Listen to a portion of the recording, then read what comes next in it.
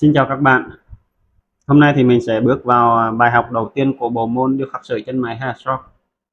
Như các bạn cũng đã biết là điêu khắc sợi chân mày Headstroke là một kỹ thuật rất là khó ha, khó nhất trong các bộ môn của ngành phun xăm thẩm mỹ. Đây là bộ môn có tốc độ phát triển nhanh nhất và có những cải tiến liên tục. Chính vì vậy để học được kỹ thuật này thì chúng ta sẽ tách rời và chia nhỏ từng thành phần để mình học. Học từ cơ bản đến nâng cao. Khi mà các bạn học vững cơ bản rồi thì khi mà áp dụng vào nâng cao thì các bạn sẽ dễ dàng hơn. thì uh, Cấu tạo của chân mày Headstroke thì nó sẽ được cấu tạo từ 3 hình dáng sợi cơ bản.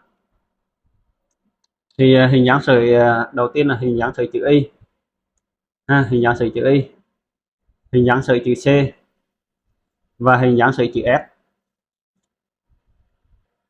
Đó thì cái chân mày thì nó được cấu tạo từ 3 thành phần sợi như vậy. Sợi chữ Y, sợi chữ C thì nó chủ yếu phân bố ở phần đầu chân mày. Sợi chữ S thì nó chủ yếu phân bố ở phần thân chân mày, phần thân và phần đuôi. Chính vì vậy thì mình sẽ học những sợi cơ bản đầu tiên. Mà sợi cơ bản đầu tiên mà mình muốn giới thiệu với các bạn đó là sợi chữ Y. Thì sợi chữ Y là sợi dễ nhất trong 3 sợi. Thì mình sẽ làm quen với sợi chữ Y.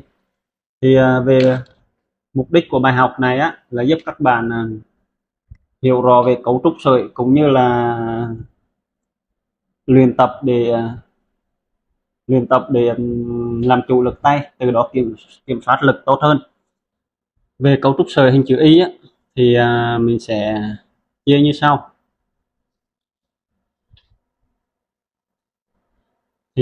Trong sợi Headstroke nói chung và sợi chữ Y nói riêng thì nó sẽ được chia thành 3 thành phần ha.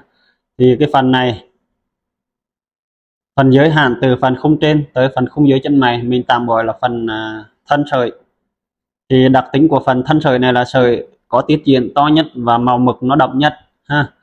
Và phần thứ hai là phần phía trên này, mình tạm gọi là phần ngọn sợi. Thì nó được giới hạn từ khung chân mày phía trên tới đường giới hạn này khoảng 2 mm ha. Thì đặc tính của cái phần này là sợi thanh mảnh, màu sắc nó sẽ nhạt hơn. Và phần thứ ba mình tạm gọi là phần gốc sợi. Thì đặc tính của nó cũng giống như phần ngọn sợi, đó là sợi thanh mảnh và màu mực nhạt hơn. Nó được giới hạn từ phần khung dưới chân mày tới đường giới hạn này khoảng 1 đến 2 mm ha. Thì mục đích của việc luyện tập những bài cơ bản này là giúp chúng ta hiểu được sợi, hiểu được cấu trúc của sợi. Và khi hiểu được cấu trúc sợi rồi thì chúng ta sẽ luyện tập để mô tả được lại cái cấu trúc như vậy. Và muốn mô tả được cấu trúc sợi như vậy thì chúng ta phải làm chủ được lực tay. Thì vấn đề cốt lõi ở đây là mình phải làm chủ lực tay. Mà muốn làm chủ lực tay thì mình sẽ bắt tay vào luyện tập những kiểu sợi như vậy. Thì khi mà cái này là những cái sợi cơ bản đơn giản, này là cái phần nền tảng. Đó thì khi mà các bạn nắm vững được nền tảng rồi thì áp dụng vào chân mày là rất dễ dàng. Rồi sợi đầu tiên thì mình sẽ luyện tập với sợi chữ Y. Thì về cách kéo sợi mình sẽ có hai cách. Thường là mình thấy có hai cách ở trên thị trường cũng vậy. Thì một là các bạn kéo từ trên xuống dưới, tức là kéo theo chiều thuận ha, từ trên xuống dưới hoặc là từ dưới lên trên, các bạn thuận theo chiều nào thì các bạn kéo theo chiều đó. Đó là mình bắt đầu từ ngọn sợi hoặc là từ gốc sợi mình đi lên ha. Đó là cách thứ nhất. Cách thứ hai là mình đi từ giữa đi ra, tức là ở phần thân sợi mình sẽ bắt đầu từ phần thân sợi mình sẽ đi lên, phần thân sợi mình sẽ đi lên, từ phần thân sợi mình sẽ đi lên phần ngọn sợi, và từ phần thân sợi mình sẽ đi xuống phần gốc sợi. Thì cái này là tùy theo thói quen của từng người, các bạn thuận theo cách nào thì các bạn làm theo cách đó. Nhưng mà theo ý kiến cá nhân của mình thì là nếu các bạn làm chủ được hai hướng đi thì nó sẽ tốt nhất. Tức là mình có thể vừa đi từ giữa đi ra và đi từ giữa đi xuống thì nó sẽ tốt hơn. Vì qua phần sợi chữ C và sợi chữ Y thì mình áp dụng phương pháp này nó sẽ dễ dàng hơn. Rồi bây giờ mình sẽ đi vào chi tiết là phần kéo sợi ha. Mình sẽ mô tả demo cụ thể cho các bạn theo hai cách đi, tức là đi từ trên xuống và đi hai hướng, từ giữa đi lên và từ giữa đi xuống.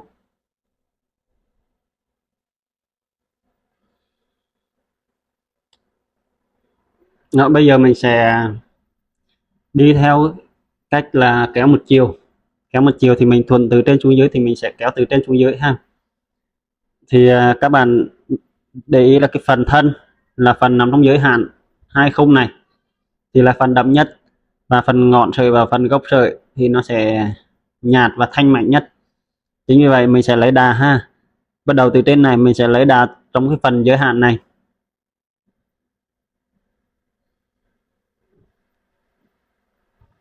Đó, mình sẽ lấy đà từ trên xuống dưới ha. Đến cái khung chân mày rồi thì mình sẽ bắt đầu tăng lực lên để cái phần thân nó sẽ đậm nhất.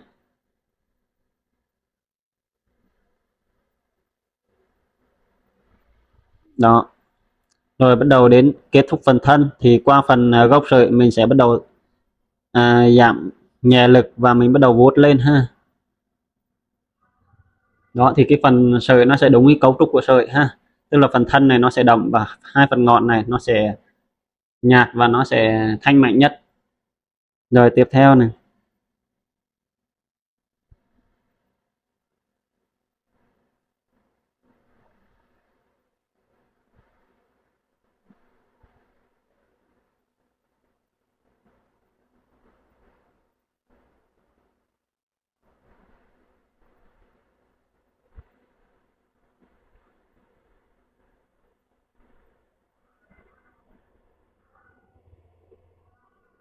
Muốn hai cái phần gốc sợi và phần ngọn sợi này nó thanh mạnh, nó bay bổng thì các bạn phải thả lỏng ha. Thả lỏng tay và làm mình kéo vuốt sợi là dứt khoát ha. Thì như yếu tố là thả lỏng tay và à, thả lỏng tay và vuốt dứt khoát thì mình cũng phải tập ha. Thì mình phải tập nhiều, nhưng mà các bạn nhớ là mình phải thả lỏng tay và kéo dứt khoát thì cái sợi nó mới thanh mạnh, nó bay bổng được. Rồi phần thân sợi mình sẽ nhấn đậm ha. Rồi đến phần gốc sợi mình sẽ vuốt nhẹ cho nó bay ra. Đó ha. Rồi tiếp theo. Đây là mình kéo theo một chiều từ trên xuống dưới ha. Còn bạn nào mà thuận kéo từ dưới kéo lên thì cũng được ha. Cái đó tùy theo từng người thôi.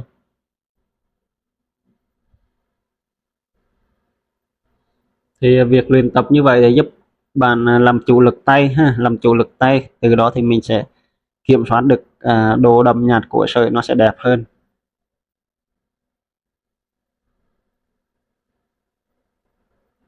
Đến phần thân mình sẽ nhấn lực ha. Thì ở phần thân này thì các bạn có hai cách để các bạn làm phần thân nó đậm. Một là các bạn tăng lực, tức là mình sẽ dùng lực mạnh nhất ở phần thân này. Hay là các bạn lặp lại ha, tức là mình sẽ tăng tần số lặp lại thì cái phần thân này nó sẽ đậm và nó sẽ to nhất. Còn ở phần gốc sợi và phần ngọn sợi thì các bạn phải thả lỏng và kéo dứt khoát ha, thì cái sợi nó sẽ thanh mạnh và bay bổng.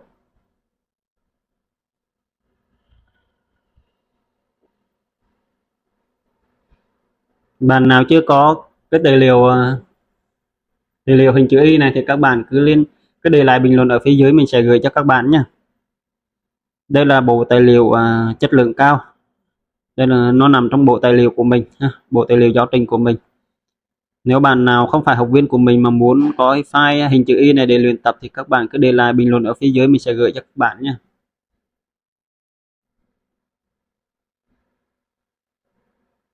Các bạn nếu các bạn thấy hay, thấy những cái chia sẻ của mình có giá trị cho các bạn thì các bạn hãy cho mình một like, bấm đăng ký kênh để ủng hộ mình, đồng thời là bấm chuông để nhận được những thông báo về các chia sẻ về sau nhé.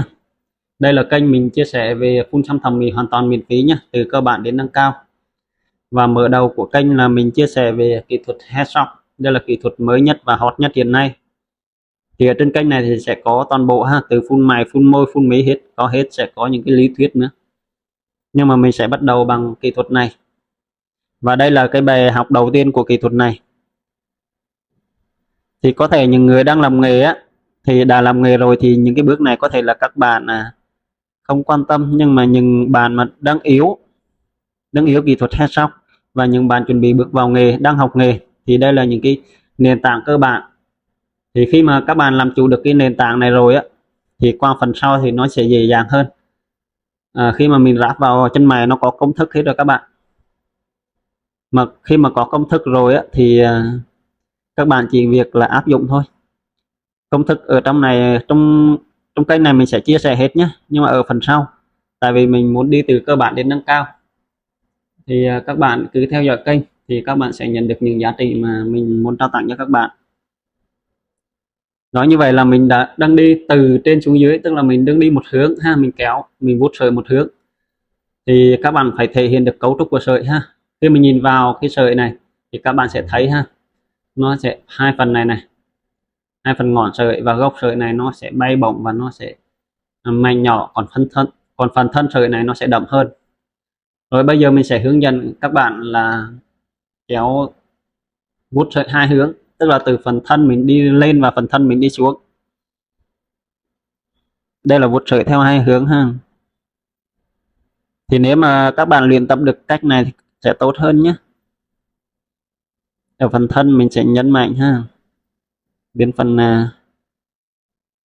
gốc sợi mình sẽ vuốt ra. Đó, tương tự như vậy này.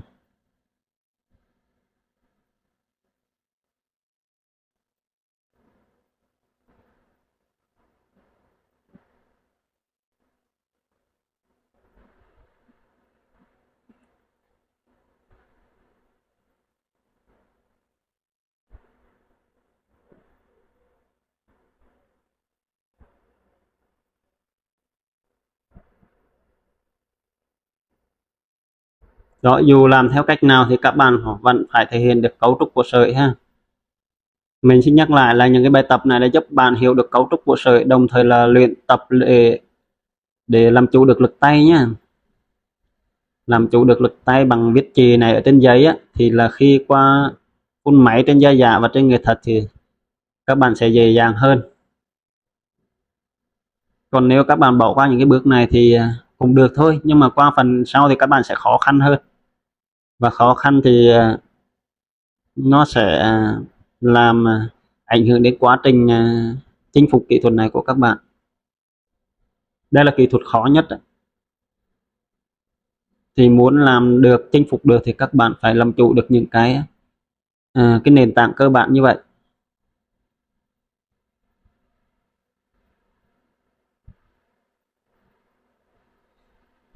Đó, như vậy là mình đang vuốt sợi theo hai hướng ha.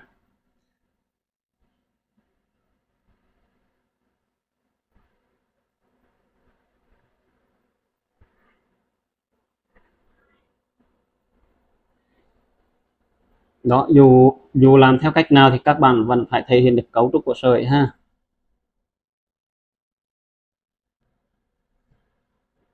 Các bạn cứ luyện theo phần giáo trình như vậy. Thì cái phần sợi chữ Y này nó có khoảng 3 tờ ha.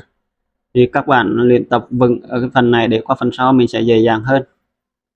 Nếu có thắc mắc muốn trao đổi gì các bạn cứ để lại bình luận ở phía dưới nhé, mình sẽ giải đáp cho các bạn nhé. Bạn nào muốn lấy file tài liệu hình luyện sợi chữ Y này thì các bạn cứ để lại bình luận ở phía dưới, mình sẽ gửi cho các bạn nha.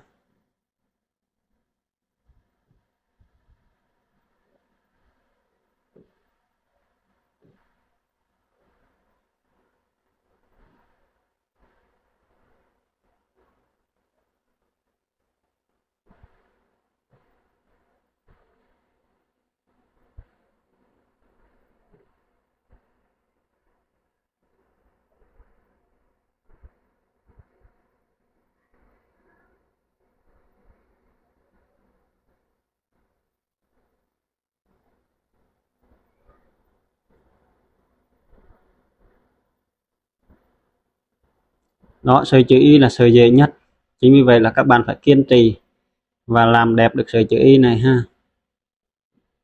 Phần tiếp theo thì mình sẽ qua sợi chữ C. Sợi chữ C là cái phần nó sẽ khó hơn một xíu do nó có độ cong, nhưng mà nếu bạn làm theo hướng dẫn của mình thì các bạn sẽ làm được thôi. Đó, các bạn hãy nhấn like, đăng ký kênh ủng hộ mình nhé, và đồng thời bấm chuông để nhận được thông báo về các bài chia sẻ tiếp theo. Đây là kênh mình chia sẻ về phun xăm thẩm mỹ hoàn toàn miễn phí nhé các bạn.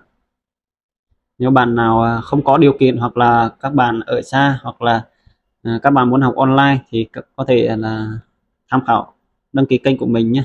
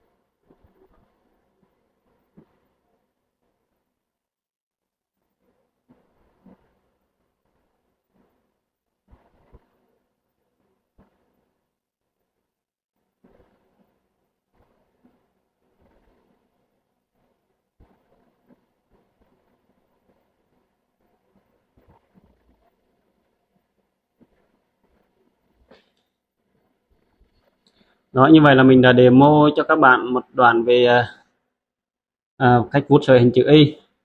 Thì các bạn cứ lấy file này về rồi các bạn in ra, các bạn làm luyện tập theo nhé. Bạn nào chưa có file thì cứ để lại bình luận ở phía dưới, mình sẽ gửi cho các bạn. Rồi, hẹn gặp lại các bạn ở bài học tiếp theo.